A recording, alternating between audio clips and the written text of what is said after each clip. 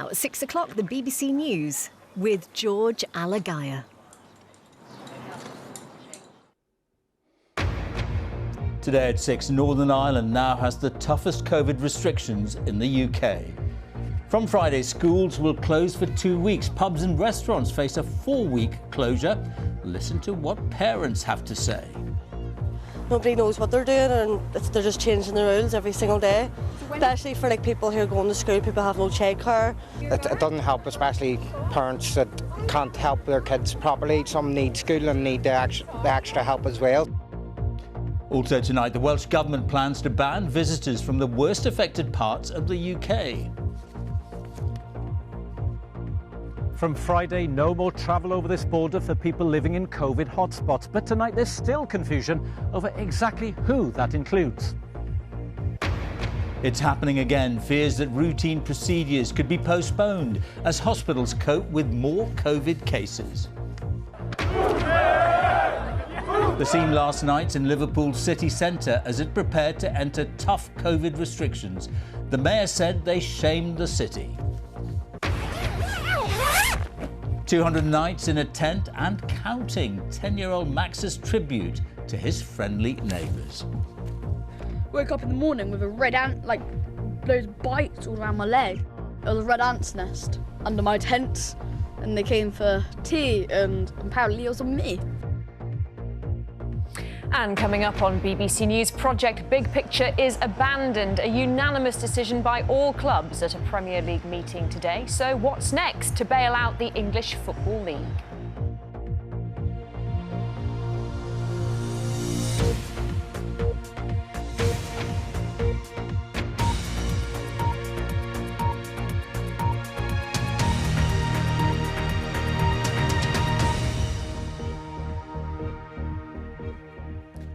Good evening and welcome to the BBC's News at 6. From Friday, Northern Ireland will have the toughest coronavirus restrictions in the UK. Acknowledging the hardship it would mean for many, First Minister Arlene Foster said the government had not taken the decision lightly. In the last week, Northern Ireland has reported the highest rates of infection in the United Kingdom. From 6 p.m. on Friday, all pubs and restaurants, hairdressers and beauticians will have to shut their doors for a month. And supermarkets and off-licence will not be allowed to sell alcohol after 8 p.m. Schools will close for 2 weeks, one of them being half-term. But this isn't a full lockdown. Takeaways are allowed and shops will still be open. So will gyms for individual training. Places of worship are also allowed to keep their doors open as long as COVID measures are observed. Childcare facilities can continue to operate as well. Our Northern Ireland correspondent, Emma Vardy, is in Belfast for us this evening. Emma. Well, a lot of pubs, restaurants and other businesses here were just starting to find their feet again. So today's announcement do feel like a real step back. But even so, the picture is stark. Parts of Northern Ireland that had seen some of the lowest numbers of COVID cases have now been seeing themselves with the highest. But there was real tension in the devolved government here over reimposing blanket restrictions, particularly over the closure of schools. Clap they might, and extended holidays on the way. 2 weeks instead of 1 for the half-term break. But the restrictions have come with just a few days' notice for parents in Northern Ireland who will now have children at home from Monday. Nobody knows what they're doing, and they're just changing the rules every single day. Especially for people who are going to school, people have no childcare, people have to get people to mind their kids. I think it's terrible. It doesn't help, especially parents that can't help their kids properly. Some need school and need the extra help as well. It's always good to get a bit of notice so that you can make plans and contingency plans. You have a lot of children entitled to free school meals, things like that you have to check out in the background and make sure that those children are going to be catered for. It can't be done just instantly. A return to tighter restrictions mustn't roll on indefinitely, say political leaders. But after late-night disagreements at Stormont last night, it took some time for all parties to agree on just how far they should go. The tougher restrictions were a compromise after Sinn Féin had pushed to go further, but the DUP was holding back. These decisions will make a huge impact on people's lives, but they are for 4 weeks. We're very determined that this will be a time-limited intervention. If we don't get our act together we're going to have to impose more restrictions. The fact is, the impositions of restrictions like this and the first lockdown were a blunt instrument. This restaurant in Belfast had only just reopened a week ago. Now it's estimated the new closures will come at a cost of £700 million to Northern Ireland's economy. I just feel numb. I feel we've put so much into this, and I feel hospitality are getting hung out to dry. Hello, I'm Amy and I'm home self-isolating for the next... In Derry and Strabane, a lot of pupils are already off. This area has the highest rate of infections in the UK. I think people are taking it more serious now that they know the numbers are rising again, because people are getting scared. And spare a thought for Jacob, head boy at Lisneal College, into his third week of isolating at home, where his mother and brother have tested positive. How are you coping? That's very, very tricky. I have to wear a mask every time I leave my room. I have to disinfect the kitchen. I have to disinfect the bathroom as well. The slow but steady creep of rising cases since August has seen medical advisors in Northern Ireland pushing to lock down much harder. Too little, too late. We need to be stricter. We need to have more severe restrictions for a longer period of time, because we have a real problem in secondary care in hospitals and we don't want to be overwhelmed. Once again, the wait begins to see whether these restrictions on the lives of people in Northern Ireland will have enough of an effect, and whether larger parts of the UK may follow. Emma Vardy, BBC News, Belfast. The Welsh Government is to impose a travel ban on people coming into the country from parts of the UK with the highest rates of coronavirus infections. First Minister Mark Drayford said he took the decision after Downing Street rejected requests to impose the ban itself. The ban is expected to come into effect at 6 p.m. this Friday. So how exactly will it work in practice? Here's our Wales correspondent, Howell Griffith. A quiet country manor, sheltered so far from COVID's second wave. But businesses here in mid-Wales now find themselves on the political front line. Since talk of a cross-border travel ban started last week, customers from the Midlands and Manchester have been cancelling.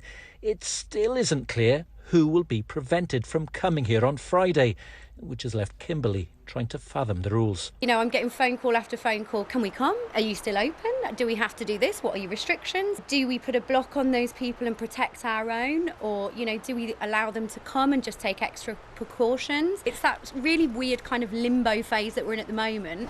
OK, and where is home? Travel restrictions aren't new within Wales.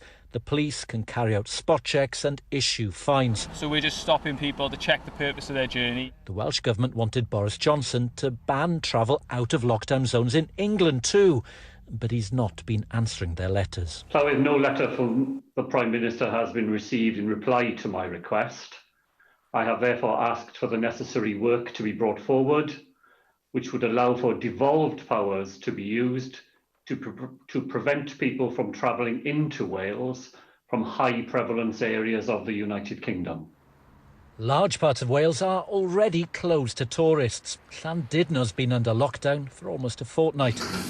With no visitors allowed in, many businesses have been starved of their customers, most of whom travel from over the border.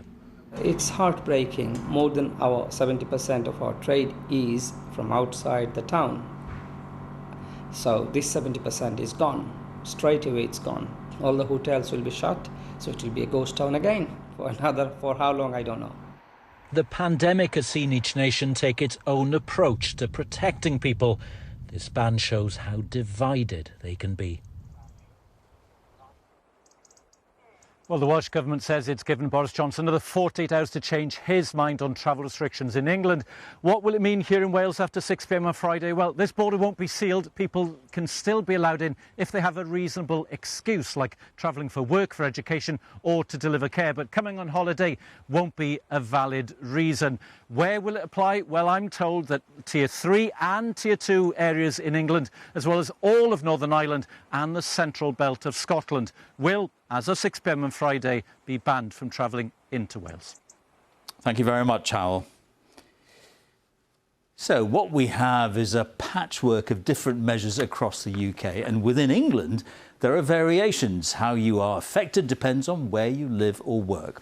Now, most parts of England are in Tier 1, where the rule of 6 still applies and the 10 p.m. hospitality curfews are still in place. People living in areas like Greater Manchester, Leeds, Newcastle and large swathes of the Midlands have now been placed in Tier 2. That means there'll be no household mixing indoors, but the rule of 6 applies outdoors. And in the Liverpool City region, which has been placed in the most strict Tier 3, it means no mixing of households in an indoor or in certain outdoor locations. Pubs and bars will close unless they provide a substantial meal. Our special correspondent Ed Thomas has been to Liverpool and the Wirral to find out how day one of the new measures are going down. Shutting down. Time, please. Can you drink out for us? Saying goodbye. For Anna, it's not just her job. This is her home. It's my livelihood. It's the people that work for me. They've got mortgages, they've got kids. I'm bitter, I'm angry. Could this be the end of you if it lasts 6 months? I haven't got 6 months in me. See you later. This was repeated in pubs and bars across the Liverpool City region last night, closing their doors for up to 6 months. Well, as an industry, as a city and as a country, this is not good enough. Joe is worried about his bar and his staff. If it brings cases down? Yeah, of course. Look, ultimately the choices that they've made and the legislation they've put in place doesn't work. We're all going to struggle so much. It's going to be such a dark place for so many people. We've just been telling each other for months and months we'll figure a way out, and now we're at the end now. There is no way out from it. It's done. And this was the reaction from some at closing time last night. Gone 10 p.m. in Liverpool city centre. And this morning, open defiance. This gym on the Wirral, like all gyms, ordered to close under Tier 3 COVID rules, has refused. It's illegal. Why are you doing this? We're doing this for our members. We're doing this for our city. There's the best part of 100,000 people across Merseyside who use the gym. The potential health implications are drastic. Why put people at risk, though? We don't feel like there is a risk. The stats suggest that they are not at risk here. The Metro Mayor here has promised extra financial support, but warned people have to follow the rules. Nobody wants to curtail freedoms, but we have Tier 3 restrictions in place from today, and they are the law. The alternative is to see our city region overrun with sickness and death. In March and April, there was a sense of togetherness felt across the country. But speak to many here on Merseyside, and it's not the same today. There's a sense of anger and mistrust. But the major problem is that COVID cases are rising quickly, and so too are hospital admissions and deaths. When you do go out, you're totally on edge. And that's a real worry for Sue, blind and living alone. Am I going to be locked in here for next 6 months? And that's how I feel. I'm on my own. Who's going to look after me? Life is going to change. Tier 3 COVID rules are here. But the hope is that lives will also be saved. Ed Thomas, BBC News, Merseyside. With infection rates remaining high in Greater Manchester, the Mayor, Andy Burnham, has threatened a legal challenge if the city is pushed into Tier 3 restrictions. That's the highest level. The BBC understands that government scientists are suggesting Greater Manchester, alongside much of North East and North West England, large parts of Yorkshire and parts of the Midlands, should be moved into the toughest category of COVID restrictions, though no final decision has been made. Our correspondent Danny Savage sent this report. Like so many town and city centres in the north, Preston is being badly damaged by coronavirus. Every time the rules change, people's habits change. As soon as the government say I'm going to announce something, you don't see hardly anybody for 3 or 4 days. They're worried, they're frightened, they're anxious. And then they start coming out, like everything else, they start coming out again.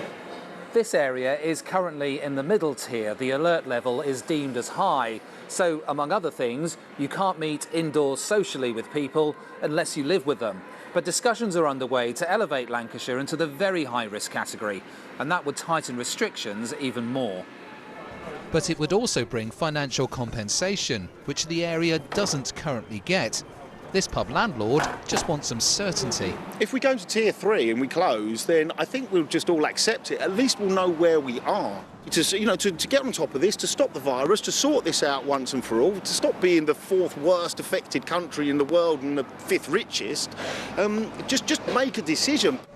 Pubs and bars normally thrive around here, but tier 3 rules would see an end to socially distanced lunchtime pints. I wouldn't like to have it for months and months, but if it was a short 2-week just to try and reduce the number of cases, then I think you could live with it. I think that the vulnerable should be shielded again, and everybody else to go out and just live their lives, which will keep the economy going and people's mental health as well. 10 miles away in Garstang, the infection rate is much lower.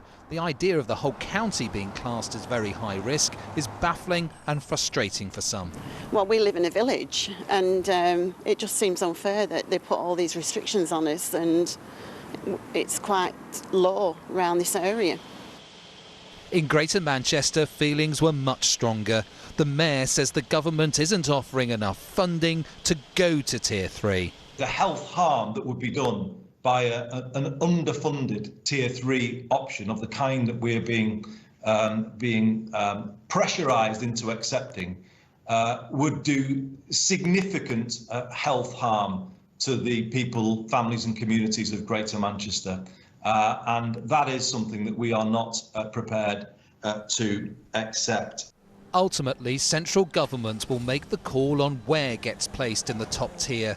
The northeast of England, the northwest, large parts of Yorkshire and parts of the Midlands are heading that way. But civic leaders aren't speaking with one voice. The imposition of new restrictions is going to be messy and in places difficult. Danny Savage, BBC News, Preston. So the latest official figures show that 19,724 new infections were recorded in the latest 24-hour period. It means the average number of new cases reported per day in the past week is 15,767. Hospital admissions are slowly rising. On average, 688 people were being admitted every day over the past week. This number does not include Scotland. 137 deaths have been reported. That's people who died within 28 days of a positive COVID-19 test. It means, on average, in the past week, 91 deaths were announced every day, which takes the total number of deaths so far across the UK to 43,155. Now, we know that in the first wave of the pandemic, thousands of people with serious illnesses other than COVID faced treatment delays or even cancellations. For example, Cancer Research UK estimates that up to 3 million people have missed out on routine screening since March. Now there are fears that some non-urgent procedures are being delayed in order to free up hospital beds for those suffering from the virus. Our health editor, Hugh Pym, looks at the challenges facing hospitals. Some hospitals are under pressure, intensive care and general ward beds filling up with COVID-19 patients, and there's a need to find more space. The really tough decision for hospital managers is whether to postpone non-urgent work to free up beds for coronavirus cases. An intensive care specialist in the northwest of England said that was now looking more likely. When your back is against the wall and you've got patients coming in with severe COVID infections, and also you're getting staff, medical and nursing staff who are also suffering from not only COVID infections, but exhaustion, the planned activity will undoubtedly end up suffering. Gordon, who lives south of Glasgow, was due to have a hip replacement in March. It was postponed till this month and then postponed again. I received a text to say that the operation was cancelled because they required the beds because of the surge in COVID cases. So far, only a few hospitals have said they're scaling back routine surgery. NHS leaders are keen to avoid having to shut down all non-urgent work, as they did during the first months of the crisis. The impact of people staying away from hospital, either because their treatment was postponed or because they were worried about the infection risk, has become one of the central issues of the pandemic. The key question is how much long-term damage has been done to their health and whether in some cases this might be fatal. One measure is excess deaths. That's the total from all causes above the long-term average. A new study looks at the numbers between February and May and finds there was no overall COVID impact in this list of European countries. In others, the virus only had a low impact. There was a medium impact in France, the Netherlands and Sweden, and a high impact in Belgium, Italy, Spain, England with Wales and Scotland. It's absolutely the case that via the health system pivoting to focus almost entirely on COVID-19 in that first wave, that will have had impacts on mortality for patients with other chronic conditions such as cancer, heart disease and dementia. British hospitals are far from alone in considering cuts in routine medical work.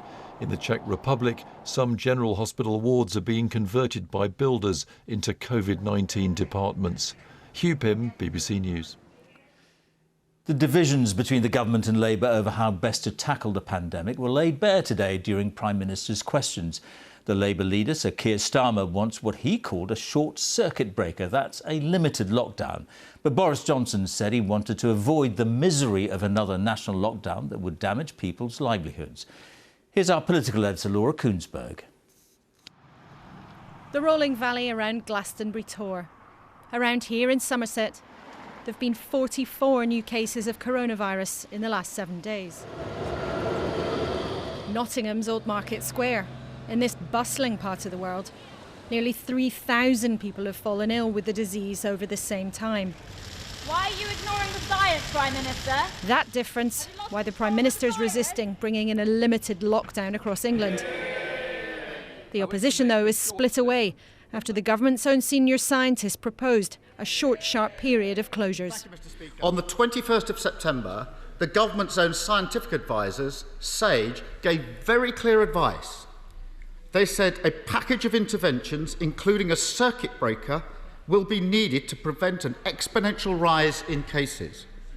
Why did the Prime Minister reject that advice and abandon the science? He wants to close pubs, he wants to close bars, he wants to close businesses in areas across the country where the incidence is low, and that's what he wants to do. What Labour's proposing is not as strict as the lockdown from earlier this year, but Downing Street wants to avoid it. And there's little appetite on the Tory benches too. I know that for someone who's been an opportunist all his life, this is difficult to understand. But having read and considered the SAGE advice, I have genuinely concluded that a circuit break is in the national interest. The whole point, Mr. Speaker, is to seize this moment now to avoid the misery of another national lockdown into which he wants to go headlong by delivering a regional solution. Politicians don't like admitting it, but there can be opportunity in crisis. And there have been conversations in government about bringing in a limited lockdown to close pubs and bars everywhere to slow the disease down. Number 10 is loath to press the button on a limited lockdown for England, not just because of the harm that could do to the way the country makes its living, but also why treat everywhere the same when the pattern of the disease varies from place to place. But avoiding a limited lockdown is a strong hope, not a guarantee. More parts of the country could soon fall under tighter rules. A limited lockdown is not a never, but it's certainly not for now. Laura Koonsberg, BBC News, Westminster.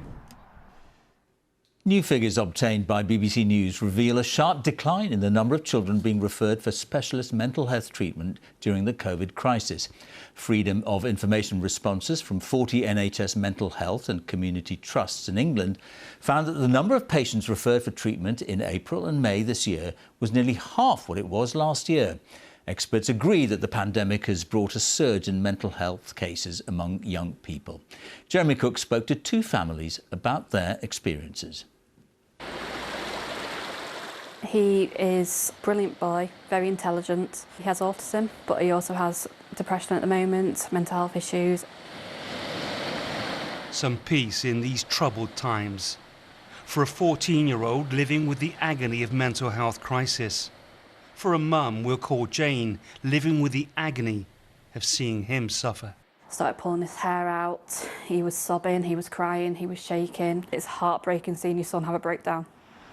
This all started at Christmas, but Jane's son is still waiting for his treatment for depression to begin. To see your child suffering, unable to get dressed, unable to face the day, saying that they want to die. Vicky's daughter, Olivia, was already unwell as lockdown started. Their fight has been to get a referral for professional psychiatric support. The worse I got with my mental health, the more ill I felt when you reach out for the help and it's not there. Jane says her son was assessed by CAMS, the Children's Mental Health Service, in January. She watched his health deteriorate through lockdown, but says they've had no treatment, no help. I've sobbed down the phone to the CAMS teams, and all I've been told is here's some websites, go and have a look at them. A BBC Freedom of Information request suggests that other families share Jane's frustrations. The number of young people taken on by CAMS in England at the height of the lockdown was 40% down on last year. I dread to think the real statistics are in the UK of how many children they are failing or have failed, or worse, that the child has lost their life because they've not had any help. Experts say some young people's mental health has improved under lockdown, but they agree that many others have suffered. We're very, very worried about the effects of the pandemic on the mental health of children and young people. 2/3 of children and young people before the pandemic with a mental health disorder weren't getting the help they need. Add to that the concerns about the increased demand with the pandemic, plus the long-standing staff shortage we've had in the NHS, that does lead to a perfect storm. If you're in the same bubble, you can sit next to each other. Olivia's mum has tried repeatedly to get her back into the CAMS system, as the figures show that the number of referrals in April and May were down almost half on last year. Accessing the service was difficult anyway, pre-COVID, but it's certainly much, much harder once COVID had hit. Just had to keep pushing. It's just been really, really tough. On her third attempt to get a referral, Olivia was finally seen by a psychiatrist. But now, the spectre of more COVID restrictions. I think with one more lockdown, it'd be straight back onto the floor again. I want to be the happy person that everyone knew me as. I don't want to be the girl that I am. The NHS says that their mental health services have remained open throughout the pandemic, and that new 24-hour crisis hotlines are open.